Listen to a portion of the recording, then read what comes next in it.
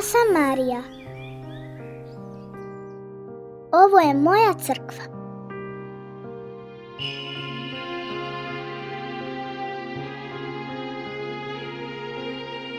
Mama i tata su mi pričali da je ovdje bila bolnica.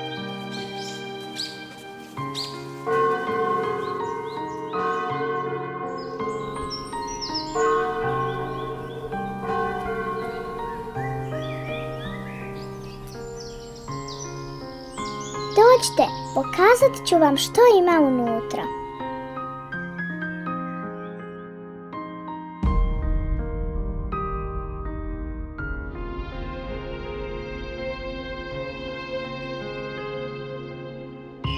Ona je rodila maloga Isusa. Prelijepa je.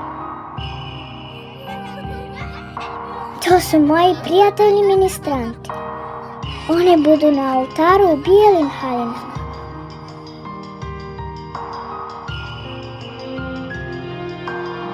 Wow, kako je velika i lijepa.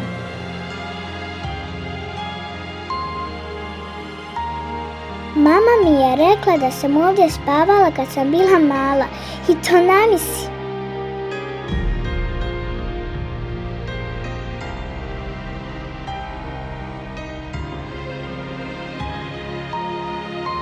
Ovaj cvijet sam donijela Isusu.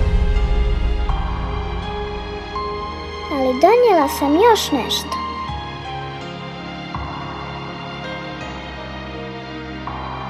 Dragi Isuse, čuvaj moju mamu, tatu i malu Seku. Molim te, Isuse, da ljudi više nikada ne budu tužni i da ih ništa ne boli. Volim te najviše na svijetu.